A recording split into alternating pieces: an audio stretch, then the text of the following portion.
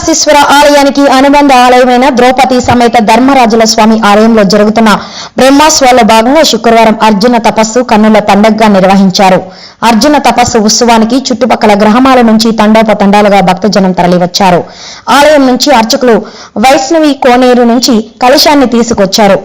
శివార్జునులో పోరాటాన్ని ప్రదర్శించిన తర్వాత అర్జునుడు తపస్సు కోసం తాటిమానపై ఎక్కటం, అక్కడ శివయ్య కోసం తపస్సు చేశారు. అర్జునుడు తపస్సు చేసిన నిమ్మకాయల్ని భక్తుల మీదకు విసరడంతో వీటి కోసం భక్తులు ఎగబడ్డారు.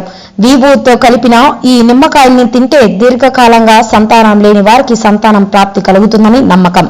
ఈ కార్యక్రమంలో శ్రీకాళహస్తి ఎమ్మెల్యే బొజ్జాల సుధీర్ రెడ్డి సతీమణి రిషితారెడ్డి, ఈవోటీ బాపిరెడ్డి, డీఎస్పీ కె నరసింహమూర్తి, ఆలయ అధికారులు, సిబ్బంది పాల్గొన్నారు.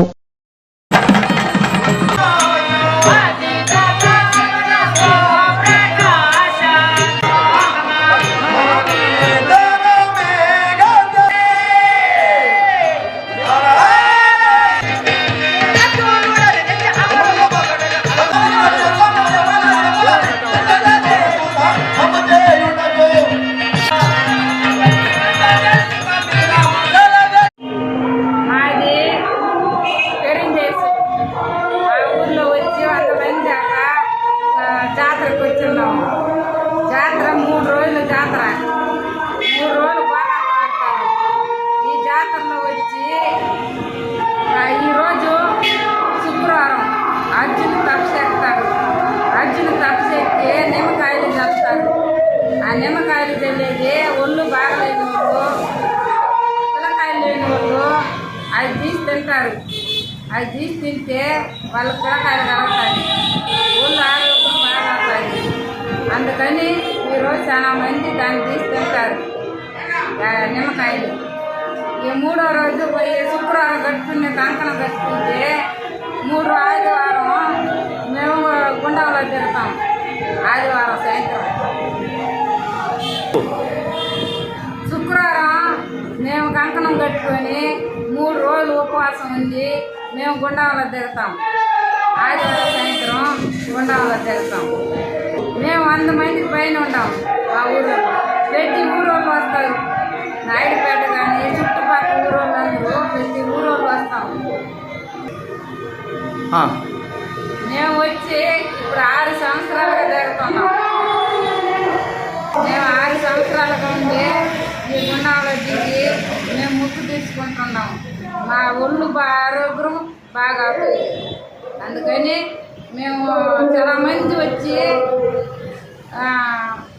మేము చచ్చేవారికి గుండంలో దిగుతాము. ఈ అమ్మవారికి చీరలు పెట్టేవాళ్ళు, పండ్లు ఇచ్చేవాళ్ళు, ఈ ఆశీర్వాదం తీసుకునేవాళ్ళు చాలామంది తీసుకుంటున్నారు. నిమ్మకాయలు వచ్చి ఒళ్ళు బాగలేని వాళ్ళు, పిల్లకాయలు లేని వాళ్ళు, పిల్లకాయలు చాలామంది బాగలేకుండా 4 జట్లు రాకుండా ఈ మారి ఉండేవాళ్ళు చాలామంది తీసుకుపోతారు. కొట్లాడతారు దొరకన.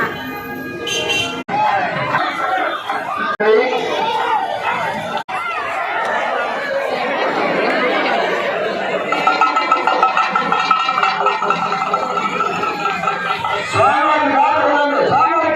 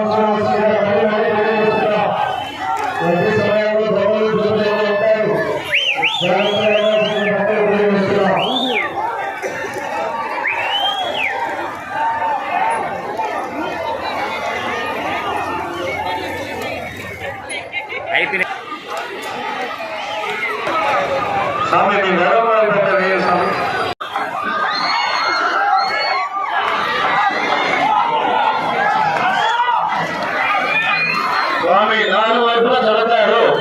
నాలుగు వైపుల చుట్టూ ఉన్నాయి. ఇంకా నాలుగు వైపుల చదవండి. నాలుగు వైపుల చదవండి. భక్తులు గమనించాలి, ఎవరు కోసుకోకండి. విలువైన ఆభరణాలు, హ్యాండ్ బ్యాగ్లు, బండ్లు జాగ్రత్తగా ఉంచుకోవాల్సిందిగా భక్తులు తెలియజేస్తున్నాం.